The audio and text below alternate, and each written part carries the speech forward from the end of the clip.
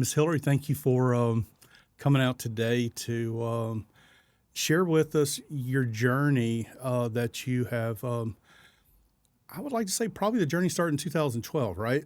Yes. When everything kind of world changed, eyes open to new things. You came to our sales meeting last Wednesday, and this podcast is possible because of your support of our real estate business. If you're looking to buy, sell, or invest in real estate, I'm confident we have the tools and the processes to help you reach your real estate goal. For more information or to reach out to us, check out the podcast description for our contact info. I don't know how you're able to talk about what you're able to talk about without getting emotional, I guess because you've talked about it for so much. Yes. But I'm going to warn you, if we start talking to emotions, I may start getting watery eyes, because I did in our sales meeting. It was Totally it was very impactful, and just the spirit you have behind this is very inspiring for me to hear. And I just want to share your story with others. So Thank you. today we're talking about the inclusive playground that you're championing for our Forsyth Park. Yes. But before we jump into the present, I'd like to take you down a path of similar to what you did in our sales meeting, of kind of how all this got started, Okay. and a little bit of the journey that got us to this point. And I think for our listeners and people watching via YouTube, I think they will be hopefully as impacted as much as I was when I heard the story, and just to have a willingness to be able to get involved and Yes, that would be put their great. yes on the table. So Yes. why don't you start us off about kind of how things kind of got started back in 2012? So in 2012, our third child was born. I always kind of felt like something was different. It was my third pregnancy. And so mentally, I think I was a little prepared for something. Right. And I'm in the medical field. My husband's in the medical field. And so we had a little experience in that. And on our way to the hospital, I just knew something wasn't going to go smoothly. And so, but all my tests came back fine. Everything Right. looked normal. And when our third child, Benjamin, was born, he came out unable to breathe. And so, super traumatic experience. And he was rushed immediately to the NICU. By the grace of God, the NICU staff was right outside our door waiting for another baby. And so they immediately came in and was Wow. able to help him and intubate him. And so he stayed in the hospital there for 3 months, a little over 3 months. And pretty much we were told he wasn't going to live long, keep him happy and comfortable. And that was going to be it. And he is a super rare disease, or we didn't have anyone locally to really help guide us. And we didn't know what the problem was at that time either. He had no diagnosis pretty much. And so by Facebook, we found a community and kind of gave us hope, even though the disease Benjamin has is not only a rare disease, but he is like the only genetic type of that, the only genetic Wow. change. And so he's really weak when a lot of those kids aren't. And so we get him home, and he's bright, and he is smart and happy. And we start taking, we take the kids to the playground in St. Charles Parish all the time, and we have great parks there. And we get there one day, and I already knew there were obstacles for kids with disabilities as a physical therapist, a pediatric physical therapist. And so we'd go to the playgrounds, and I knew this was going to be a problem. And as I could see Benjamin growing and getting older, we knew this was a possibility that he'd be able to play in a Right. playground. And so contacted the city there or the parish there, and they were super helpful and let us put in our first playground there. Fantastic. So before we get into kind of some of the details of the playground, there was something that really kind of touched me that you spoke about, is that, with the disease that your son was born with, I don't think there was like a treatment plan or a cure for that type No, of there's disease. no cure at all. And they talked to you about just maybe a comfort plan, but Yes, your family made a decision at that point. yes. And tell us about that decision, because I mean that like hit me square upside the head, and it makes me it's going to be a reminder to me that every day that we have is precious. Yes, 100%. And that if we choose to waste it, we're giving up an awful lot. So talk to us about the Yes. decision you and your husband went through. So we knew Health-wise, he was unstable. He didn't handle illness as well. We knew that was coming.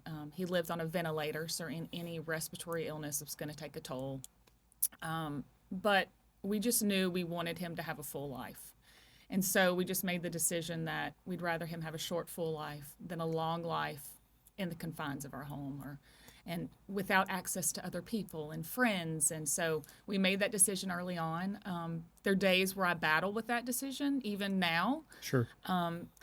When he passed away, it was after getting an illness, a virus. And so that still haunts me today, But he was happy. He loved other people. He loved being around other people. And so I'm happy with the decision we made. We didn't keep him in a prison. Right. We brought him out. And because of that, our family has changed. We've seen our communities change. We've seen the people around us change. And it's definitely changed our parenting. We know that, one, tomorrow's not promised. Sure. But two, God is always in control. So as much as you want to control a situation, you can't. And so we may be a little freer with our kids on letting them run around, or we're strict on some things, but we know we can only control so much and everything else is out of our hands. And so we try to enjoy every moment and give them a little more freedom in life than just always trying to control every step that they have.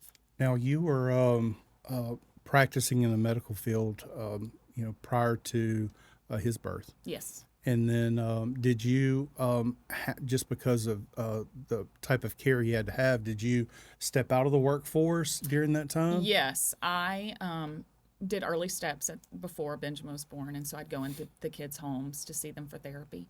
And Benjamin required 24/7 care, and so we were able to get some nursing, but I also had 2 other kids. Right. And so I had to step back and stay home, and it was a blessing to be able to do that. Sure. And our community helped us a ton with financial times and babysitting the kids, but I stepped out. And then we continued to have kids after that. And so just the past year, I've gotten back into working a little bit again. And Okay. It's been great, yeah. With you stepping out of the workforce and trying to find a place that you could invest time, your efforts into making something better. Out of all the things that you could have touched that could affect kids with disabilities, why playground? Having a kid with a disability is like hitting a brick wall every day.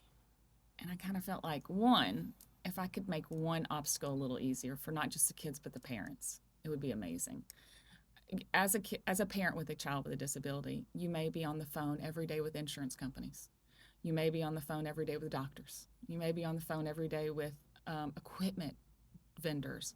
Every day is a battle, Right. and it's exhausting. And so, if I could make one obstacle a little lower, that would be great. But 2, at 6 months old, we were told that Benjamin was no longer going to be tagged as disabled, because we made too much money. I wasn't working. Sure. My husband was still in med school and residency. And so, yes, we had an income, but not enough to cover $20,000, $30,000 in health care a month. Right. Or 4 therapies a week or any of that. And so it was devastating. And I would drag Benjamin up to the state capitol and meet with appropriations committees begging for funding for these kids that are in the middle. And I just felt like if I could meet these adults when they're little at the playground, if Benjamin could meet these kids now, in 20, 30 years, I won't be dragging him up here. Yeah, I actually pulled a quote from an article that you had, I think the local paper, when you did that playground, you basically said the same thing there. And that gave me some pause to think that if the kids today, just like you said, have the opportunity to appreciate and understand kids with disability, and the only way they're going to do that is if they're around one another. If they're meeting them, that's it. some of the best education for kids is while they're playing. It's That's where right. they pick up so many important skills that's going to help them Yeah. when they become an adult. Yes. And when you said that, I mean, it was like a wow moment, because that's true. Yeah. If we can incorporate the two together and they fully understand what's going on, Yeah. we change the way of thinking. Yeah. And back in the day, those kids were kept separate from everyone else at school. You know, now they're doing a much better job incorporating them in the class and bringing them around. And, you know, we do have a lot of private schools in town that those kids aren't in school with those children. And so we have this playground coming, and they can all play together. And not just kids with disabilities, but kids of different backgrounds. Bring them all in together to play. And I just think it's important for us to always understand where people come from. Sure. Not always go to, I don't like them because they said this or did this or act like this, but like, let's look back and see where they come from and who they are, and kind of start from there. I always try to tell my kids that, you know, if somebody has an issue with somebody else, let's look back and see where they came from today. You know, let's look back and see what might have happened before they got here. Sure. And you can only do that by being around people of different backgrounds and abilities, and Absolutely. So I think it's really important. I agree with you. So you decided on a playground. How long from the time that you decided, hey, I think this is something I want to take a look at, till you got approval from the parish or the city So to it's make so that funny. happen? Like in your brain, it works one way, you know. And then I went through old messages the other day to really see the timeline of what happened. So I called the parish first. Well, in St. Charles Parish, I called the parish first, and before I knew what I was doing. I think I was in the parking lot of a pharmacy waiting to pick up meds for Benjamin, and he was a friend of the family. And I said, actually, he went to ULM as well, and I said, hey, I have an idea. I wanna build a playground, and inclusive playground, and said, will you give me a place to put it? And he was like, yes, we will do that. And called the parish president, and he's always been so wonderful. And so from that day, it probably took us a little over a year to get the plans together. Okay. But from the first small fundraiser we did at the basketry to the last when we put it in the ground was about 7 months, 8 months. So is there a special vendor that you had to find that specialized in this? Yes. Or were you surprised that there are a lot of vendors that have this as an option, it's just not selected? So there are a lot of vendors. I'd emailed a few people, but one person kind of stood out to me, and her name's Julie, and she was great and was so good about listening to what I want and what I had envisioned, as well as, you know, there's so many laws that go to compliance, and that was things that I knew about but didn't know, everything about that. And so she was so great to work with, and she rode with us all those years. And so when we wanted to do this up here, I called her, and I was so excited she could work with us again. So how did y'all come up with a plan? Because, you know, when we use the term disability, that is a huge spectrum. Huge. Yes. So we've got kids with sensory Yep. issues. We've got mobility. We've got Vision. The Yep. sky's the limit on Yeah. the different complications that come in with disability. So how did y'all work to put a playground together that tried to address a large swath of disabilities? Well, as a physical therapist, I don't deal a ton with vision issues, and I don't have a lot of kids with autism. And so it's been eye-opening for me as well, things that I've learned through the process of building. But also, starting from our first playground, I've had moms of kids of all abilities message me and say, this was such a good part because, and things that I didn't even realize that was put into the playground. But we try to choose colors that are appropriate, and the exits of the slides will have a different color. So if a child either doesn't look up or has some vision issues, that you can tell them these spots are where the slides are going to come out. So somebody may come out that way. Okay. It's built with all ramps, so the wheelchair can go, a wheelchair or a walker, and not just kids, but adults too. Your parents, your grandparents can now play with the kids on the playground. There's activities for spinning. There's activities for calming. music eventually, hopefully, will be put into the playground. You just try to grasp all those things. But I've definitely learned a lot over these years on not just the needs of my child, but the needs of other children. Right. So when you talk about an inclusive playground, I know that when you started this, you had one thing that probably one vision or how things would lay out in your mind. But once you saw the playground built and kids of all walks of life playing on that playground, what did you learn about inclusiveness when you see the kids, all the kids on the playground? What was there anything that we could learn from that? Watching them play together. Kids don't have barriers that adults put up. When you start them young, they walk up to the kid next to them with the trach and hang out and talk and play. But it's also good parent wise. When Benjamin was little and he had a ventilator and a trach, he had tons of things happening. It was loud. Parents would walk up and kids are always like, "What's that?" or "What's wrong with him?" And most of the mamas and daddies would be like, "Shh," and we'd have to teach like, "No, it's totally fine. I want you to ask," and that because that is the only way to get those kids involved. And so it not only opened the door for the kids to play, but it had some understanding with the parents as well on how to handle situations of kids that may be a little different. And so we still get emails today and letters, and every time we go visit family, we take the kids by, and I go by, and there's tough days where I'm mad and I'm upset Benjamin was never able Right. to play on the playground.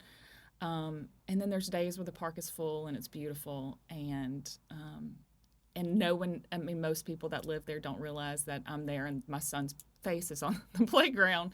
And so it's nice to just see it in an organic way, and it's just beautiful. So the let's see, where was that question? Oh yeah. So let's talk about community. When you were there in St. Charles Parish, you made the decision that this is what I'm going to do. The parish gets behind, or the city gets behind and said, "We got the space for you to do it on," and you're like, "Okay, I'm going to go out and raise the money to be able to make it happen." Yeah. Tell me about how the community got involved with you, because when you were at our sales meeting, you basically told us you're a one lady show when it Yes. comes to putting things together. But this is a huge process. Yes. This is not something that the average person takes on solely. So talk to me a little bit about how the community played a role in making that happen. And was it important to have buy-in from the community? Oh, 100%. 100% it's important. They were willing to help with a fundraiser or donations, and everybody really gave what they could. And we were so grateful for that. We also lived in an area where there were a lot of plants. And so we decided on that playground we were going to build it ourselves, Okay. which we're not doing that again. That was super difficult. But the plant workers would take a day and they would come out and help us build it. And that meant the world to us. I mean, just to see all those men and women out there and Given their time. covered in mud. I mean, it was a mess. And it was such an emotional, one, to start a project like this is crazy. Two, to find your friends to back it is just insane. And to have a community also agree is a miracle. And so I'm so thankful. And we've had such a great response from the people here. And because Casey's family is from St. Charles Parish. So I knew it would be a little easier. But Casey and I being newer in town, I was a little concerned, but I knew God didn't put this on my heart for nothing, and so I keep reminding myself He's not gonna push it without the follow up. Right. So. I agree with that. So, advancing it, you guys leave South Louisiana. Your husband gets a job up here Yes. in the Monroe West Monroe area. You start getting settled in. So that was a. Did you know that Smiles Park was in the process when you moved up here? How did you get involved in that? While I was knee deep in mud building the playground in St. Charles Parish, Matt West calls me and says, "Hey, we hear you're moving and you have a background, and we'd love some help." And so they had pretty much finished the plans by then. We had helped little tweaks on the area. But as soon as we moved up here, we started promoting and fundraising, and until Benjamin passed away. And then by that time, not long after Benjamin passed away, they started the work. So it was another playground that we had helped be a part of that he had never been able to play on. You mentioned Matt West. You get that man involved in something. I know. He's a driver. He can make some things happen. Yeah, he has been great and still friends today. Yeah, he's great. So how much fundraising had to go into building Smiles Park? And for those that don't know, let me tell you, it is for parks in Northeast Louisiana. It's a destination. People, yes, 100%. People want to go and play at Smiles Park. Yes. When you go out on Caroli, and I don't know the stats, but it's a lot of people go through that park each year, and they even have to pay to go through it, and they still are okay with that to go play at the park. It's just a wonderful addition. I know my kids. They love it. Mm-hmm. I mean, that's where they want to go play when it's time to go to I a know. park. I mean, it's amazing. But there's so much fun things to do at that place. But I love how it doesn't look like, and if I'm not using the correct PC term, you can correct me. It doesn't look like a handicap park. Right, yeah. It looks like a park that everybody can come and have a great time. It's colorful. It's got fun activities. It's just, I mean, it's really fantastic. And what is that surface they have down on it? It's a pour-and-play surface. Okay, it's a rubber surface, yeah. And does that make it more accessible to more people having that type of surface? It makes it to where you can push a wheelchair or a child can push their own wheelchair. Back in the day, you'd see a playground with an opening and mulch. There'd be a wheelchair opening, and then they would hit mulch. And I can't even push a wheelchair over mulch, much less a 6-year-old that can push themselves in a wheelchair. Even though it's 2023, doing a little bit of research before we met today, the thing that kept coming up over and over, challenges with parents with kids that have disabilities, is accessibility. Mm-hmm. I had no idea it was still, even in 2023, that accessibility in many areas of day-to-day life is still a challenge. It is a huge challenge, and financially I get it.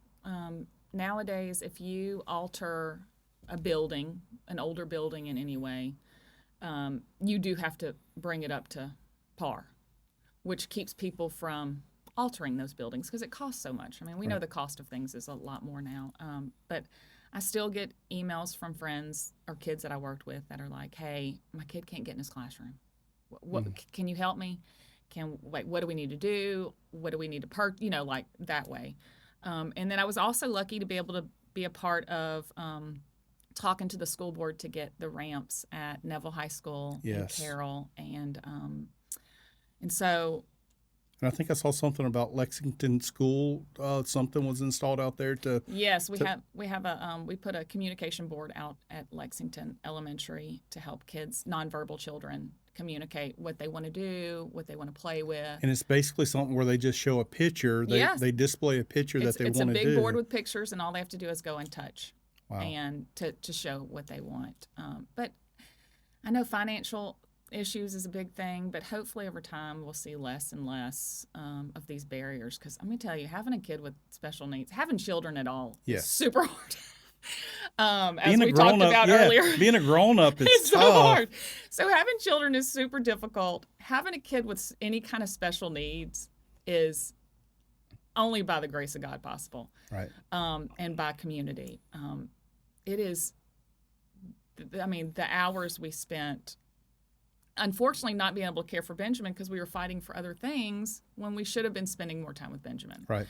And our other children.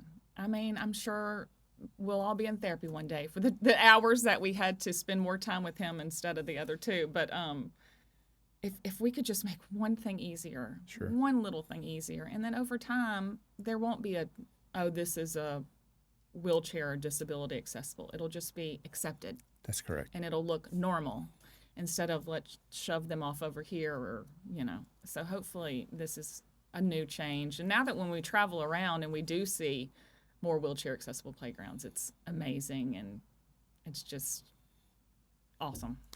So Smiles Park, you remember which year it was finished? I can say Kateri was a baby, 2016 maybe. So 2016. Uh-huh. So there's a pretty good stretch between 2016 and Yes. 2023 when Yes. I'm assuming you approached the city and says, "Look, we need something over here." Yeah, a couple years ago, I went to the city and just kind of talked about the idea of that all the playgrounds, like, can from now on, can this be our standard here in Monroe? You know, let's not put any more playgrounds that are not accessible to everyone. Right. And so we talked a little bit about that, and you know, they were all on board. They had already had some plans worked up, and we're kind of trying to get some grants and working through the city to But do what that. what spurred you to reignite that fire and, Yeah. and push? Because I can tell you that what you're doing is not easy. It may be a passion of yours. Yeah. You may enjoy it, but I can tell you, I know it's not easy. It is not, and It's so a big project. yeah. And so after talking to the city, maybe a year later, I figured out that we might be building another playground, and I would wake up every night at 3 a.m. and it was just like Benjamin going, "Hey, you're not. I'm sorry, Mom, but you're not done yet." And I'd ignore it. And I mean, we're busy at home. We've got 4 kids at home, and I just didn't know if I could do it again. And every night at 3 a.m. for months. And so finally, I looked at Casey and I was like, "Hey, I think we're doing this again." He was like, "All right, let's do it." And so went back to the city and said, "All right, if I purchase it, can I? Will y'all give me a place to put it?" And they were all in, and they've been all in since then. You know, it's I don't know if the timing was worked around where the city's got and we're talking about City of Monroe. It's got a big initiative, big push on revitalizing a lot Yeah. of the playgrounds and the parks that we have. And they've got a great team, and they work really hard with what they have, but there's a renewed focus on it. There's a renewed commitment from the city, not only to involve the community to be able to help, but they recognize the quality of life things that Yeah. we need within our city just need some updating. So we've got the our wonderful children's museum. Yes, That I'm is, so excited. man, they do some amazing things. Yes. We wear that place out with my kids. Look, people, some you'll hear, well, that just kind of old and outdated. My kids still have fun. They love it. They don't.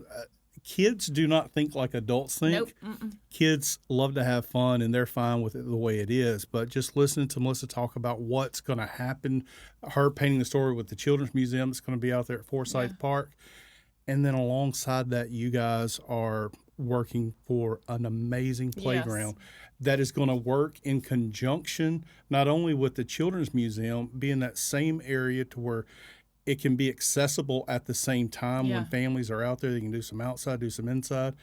And then something else you mentioned that I really loved is we have those wonderful softball fields that are out there, but that big berm, Yes. and I don't even know what that berm was for I'm ever, not sure either. but it blocks the view of that Yes. where the playground is currently and where the future playground is going to go in. Yeah. But just knowing that that park can have like total usage, people can have family fun out there, whether it be softball games, t-ball games, Yeah. and then at the same time they can have kids running around the playground. And parents don't have to feel like they have to choose. Right. You got to stay Yep. here, or you got to stay here. Yeah, because that's always a battle that we would have. Right. We'd have one of the kids at T-ball, and the older kids would want to play in the playground. Well, I can't see, Yeah. and there's a road right there. That's correct. And so the plans look amazing that Carbo's put together.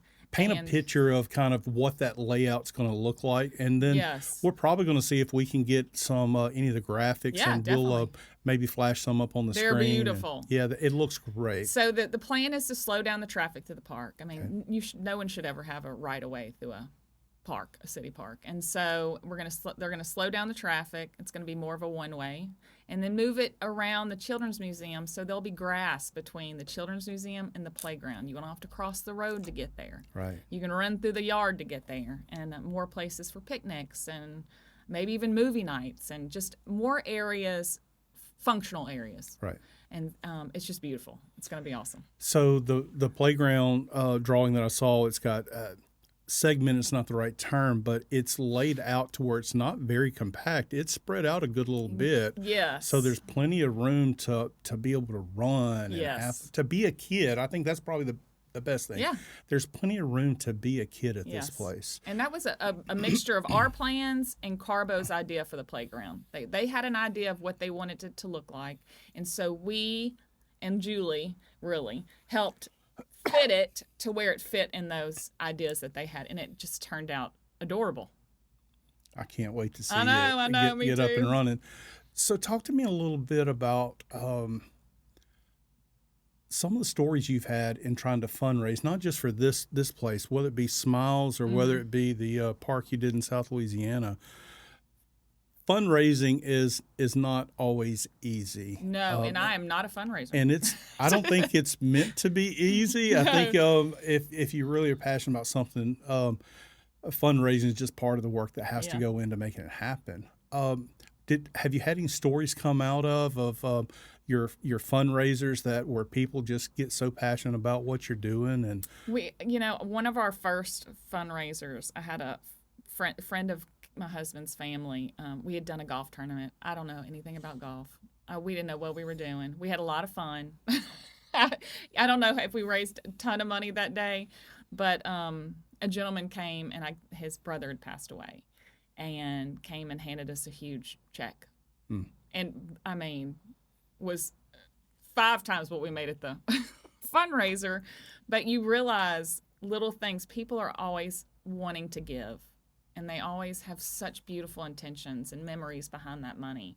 And so that was one that always sticks with me. And then when Benjamin passed away, we asked for donations for the playground for Smiles Park. And so Benjamin is, I think, the largest single donor to Smiles Park Playground. Wow. And it just showed how many people he touched. We received money from New York and Miami, and at that point, crazy enough, when Benjamin was still alive, I was one of the Regis and Kelly Unstoppable Moms. I was like top 10 in the nation or something. And so we were able to get some media attention, and my sister's always also in the news. And so we were able to get media attention throughout the United States. And it was so helpful. And so for people to donate over $20,000 in Benjamin's honor after he passed away, it just shows what an impact a single person can make. And it's just amazing. And that is so true. I think that there's some people who may not have the financial means to give, but they can give time. But there's a lot of people that are out there that want to be a part of something, and sometimes it takes a message like this just to get them out of their chair and say, you know what, I love my community enough that I'm going to get involved to be able to make things better for the kids, because the kids are our future. They're it. And I mean, I'm going to hold on to that saying about, in 20 years, if we teach the kids right now, if we immerse them in it right now, in 20 years, they're going to be the decision makers. They are going to be the decision makers. And either we're going to have uninformed decision makers, or we can do our job to try to inform them at a very young age. Something else about parents with kids with disability, you touched on the financial burden that's out there. Yeah. And we know that there are some people that have some amazing insurance out there that's going to take care of a lot of stuff. A lot of it, yeah. But even the people that have great insurance, upper middle class lifestyle, it doesn't cover everything. It's got to be a financial burden on families. And for those families to have free or cheap entertainment that they can take their kids to give them quality of life, has got to be purposeful for them. I mean, it's got to be important for them. But at the same time, there are resources that are out there that can actually help some parents. Yes. So won't you tell me a little bit about the John Clark Perry Foundation? Yes. And I think that you're partnered with them in the fundraising efforts for this. Tell us a little bit about that foundation. So they're friends of ours, and their little boy passed away when he was about 6 months old, I believe. And he was an organ donor. And so his little body gave life to multiple children as well. What a blessing. I mean, just amazing. And they're an amazing couple, and they kind of look at life the same way. You can sit at home and cry about it, or you can make his life have purpose. And so I think that's where we really come together, is that we both feel like we need to make our child's life have a purpose. And so they were on board from day one, because, my husband and I, we haven't set up a nonprofit on our own. just we don't have the time or the They're experience. difficult to set up. Yes. They're not easy. No, and so the first time when we were able to use United Way as our fiscal agent, and so this time Jonathan and Holly have been so amazing to help us, and so it lets me kind of handle more of the fundraising part, not have to handle setting up a nonprofit. Right. Now down the road, if Benjamin keeps waking me up at 3 a.m., I might have to do that. But their foundation, what is their foundation about? They help families who are in the middle of either an organ transplant giving or receiving. And so it's so funny, when I called Holly, she said, we just drove by this playground last week and said, we got to do something about this. Wow. And so all in God's timing, and so excited to work with them, and they've just been amazing. Now, you had mentioned I think the previous time that we met, that the city has given the green light. Yes. To go ahead, as soon as the funds are available, the city's given the green light to go ahead and allow the installation to take place. Yep. Even before they do their master plan that's out there, which is yep. important, because, it could be that master another plan's year. like 10, 15-year plan. But so I just thought it was wonderful. The city's like, yes, let's move forward. Oh, yeah, 100%. Let's don't wait on anything. So if we have people that want to donate to this project, whether it be financially or they want to get involved to help in some kind of way, maybe they have additional media access that can help get the message out there, or they have other special talents, what's going to be the best way for someone to donate money? So you can donate money through the John Clark Perry Foundation website, or you can contact me through Facebook or Instagram, Miracles to Milestones. Okay. Write a check. I'll be happy to pick it up, or you can mail it to me, either way. Okay. Yeah. And I believe that if you had mentioned, I think I saw on the website, that if you do make a donation, whether it be online or through check, we need to have playground in the memo. Yeah, playground in the memo, just to make sure that we know where the money's supposed to go. That we want to make sure we're not interfering with any of the funds that they receive. Is there any fundraisers that you know of right now that's scheduled? Not yet. Right now, we're going to just get one at a time. All right. But we have some ideas coming up.